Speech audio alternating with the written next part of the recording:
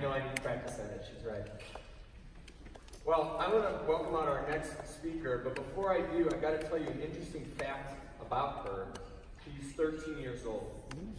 And I was thinking to myself, you know, when I was 13, I was really concerned about comic books and street hockey. This next speaker is finding solutions to end hunger. You're going to be blown away. Please help me welcome Raji Moore.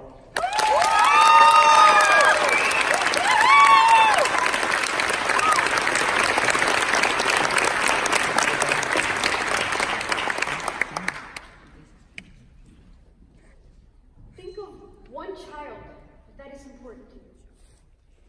It could be your son, perhaps your daughter, maybe even your neighbor. Now imagine that child not having a proper breakfast, going to school, coming back from school, and going to bed hungry. What I also realized is that there is guilt involved in acknowledging that that child is hungry. And approximately 100 children in McLean County in Illinois are facing these similar situations on a day-to-day basis. And when I heard this fact, it left me unsettled, and I felt that it wasn't just enough to feel pity about the situation, but something had to be done. Hunger in our communities is still a prevailing issue that needs to be taken very seriously. In 2016, when I was in 7th grade, I saw a video about a lady named Jessica McClark who started the concept called a Little Free Pantry in her neighborhood, and it made a difference to hungry people around her. After seeing this video, I too wanted to start the Little Free Pantry in our own town, as it was such a powerful cause. It was open 24/7 and was quite accessible.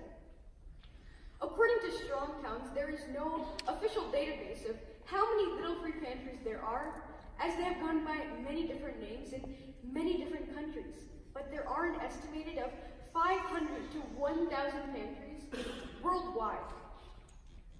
But how is the Little Free Pantry that we started here in Bloomington, Illinois, different from those everywhere else? Those pantries are managed and stocked by its community members who come forward to help, and the people around that area. But the pantry that we started here in Bloomington, Illinois is completely run and organized by students from 1st grade to college. We have over 50 volunteers who all take turns and coordinate with each other to stock the pantry on alternate days. It's a complete student force. Now, when we started with 8 people, the time came where we needed to execute the project, but we did not have enough funds. We needed about $500 to start the pantry and get it going, so we decided to have a garage sale and a bake sale, and the community came forward and helped us. Even the local fire department drove by, heard of our cause, and decided to buy all of our cookies. But now you might be asking, how do these students from 1st grade to college manage? Initially, we met at the park to discuss days in which each volunteer would take turns to fill the pantry. But as we talked to the students in our schools and our friends about the Little Free Pantry and the project that we were involved in, the numbers grew. More people wanted to be involved, so we realized that we had to get better at organizing. We decided that our best solution would be to download an app called WhatsApp, where we would list dates and volunteers would put their name next to a date to indicate that they would fill it then. This system started working out very smoothly, and after each volunteer has taken their turn to fill the pantry, they send a picture to us and we put it on our Facebook page, letting the community know that it is stocked, ready to go, and not only does this build an awareness, but this motivates new volunteers to join our Little Free Pantry team.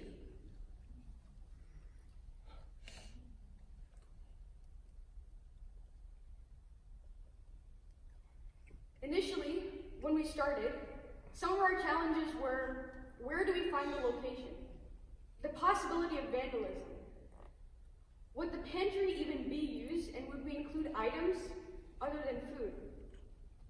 With regard to the location, finding the location was the biggest stumbling block. It was to be located close to where there's a need, and it had to be on a private property. So one day I met with the mayor and introduced my idea to him. He recommended me to reach out to a lady named Karen Schmidt, and things took off from there.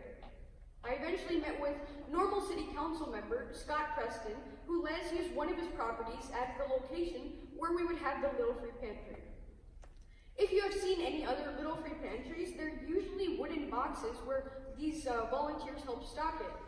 But our Little Free Pantry decided that we would use auctioned off newspaper stands as the place where we would have the food. We decided that we wanted to invest the money on the food that goes inside the pantry rather than buying a completely new box. Finding the location and reaching out to people was difficult indeed, as we are not a registered 501c3. But the process helped me learn a lot of things, from learning how to talk to people to understanding how to work with them.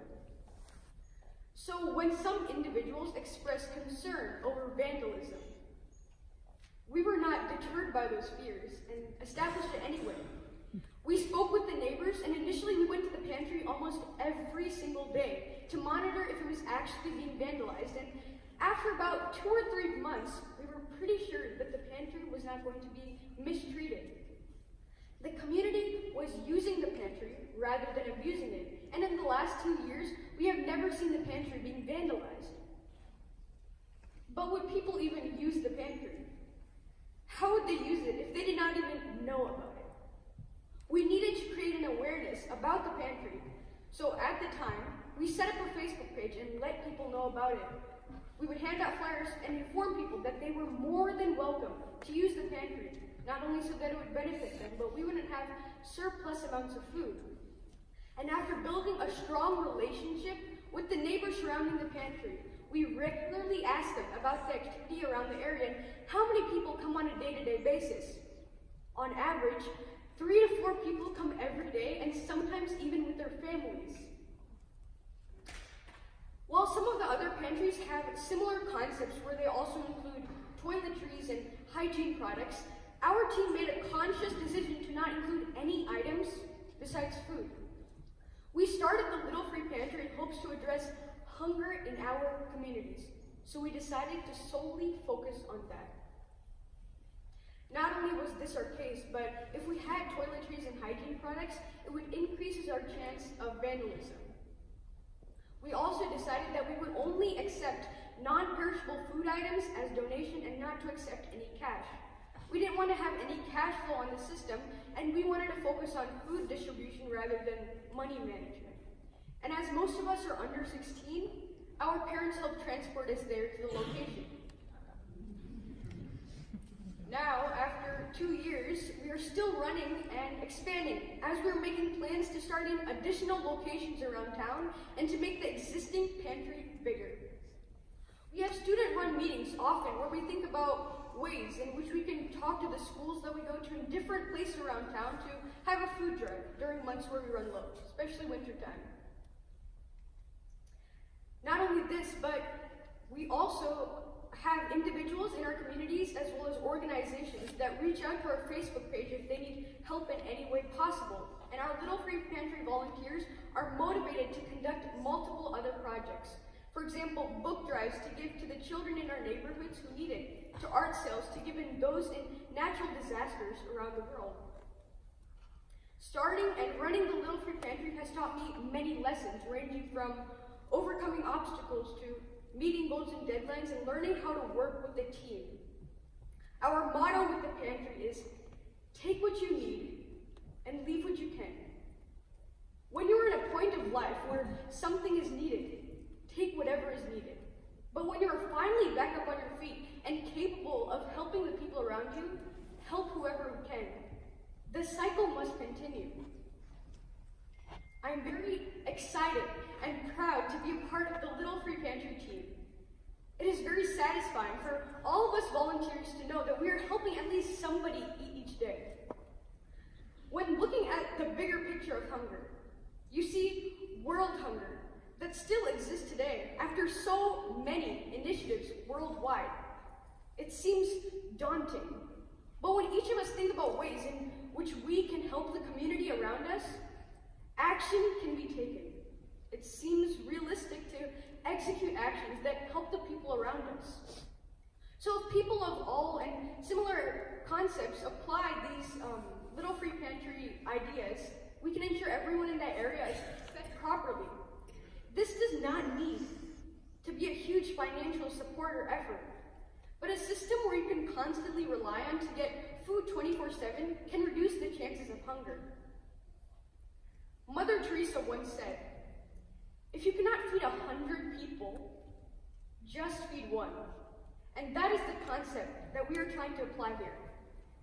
The Little Free Pantry is by no means a permanent solution to eradicate world hunger, but it is one step to make the seemingly daunting task of hunger in our communities better for those around us. So think about that one kid you know, with no food and stomachs constantly grumbling. That itself is so difficult to think about. But there are millions upon millions of children and people who are facing these situations on a day-to-day basis. They're unimaginable. So think about what you can do in your own communities, whether it's starting a similar Little Free Pantry in your area, or it's educating the people around you, your friends, your colleagues, your neighbors, about the people in our own town who potentially need help. We cannot expect to build a house by dropping bricks and cement and expecting something to happen.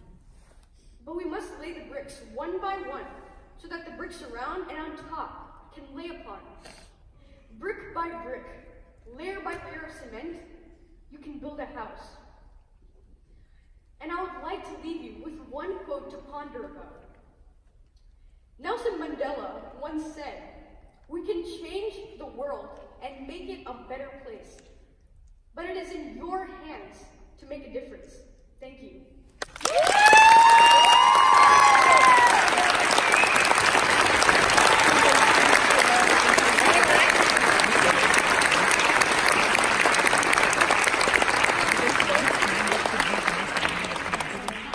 If that's an example of the social justice generation, I'm in. Raji, you lead and I will follow. That was incredible.